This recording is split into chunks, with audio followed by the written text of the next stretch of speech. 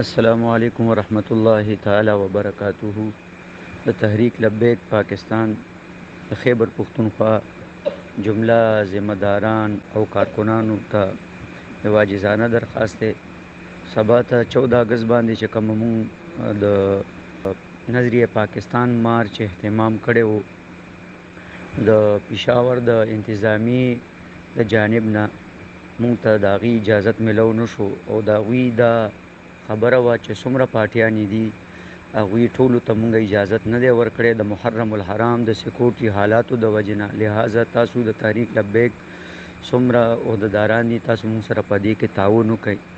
نو د دغه محرم الحرام د سکیورټي حالاتو د تناظر د وجې نه سبا ته چې کومه ریلي ده دا په مشاورت سره او افهام و تفهیم سره د هغې نه بعد مونږ دا مشوره وکړه چې یاره دا منسوخ شي، ځکه چې انتظامی مونږ ته اجازت را نه کو، صرف مونږ ته نه تمامو پارټیانو ته اجازت نشته او دا درخواست وکړو چې تاسو مونږ سره په دې کې تعاون وکئ.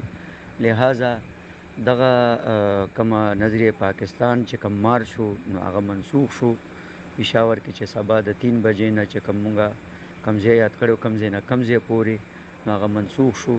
کارکنان دې مایوسه کېږي نه، صرف مونږ ته دا اجازت یوازې نه دی بلکې تمامو پارټیانو ته چې دی نو هغې ته اجازت نشته.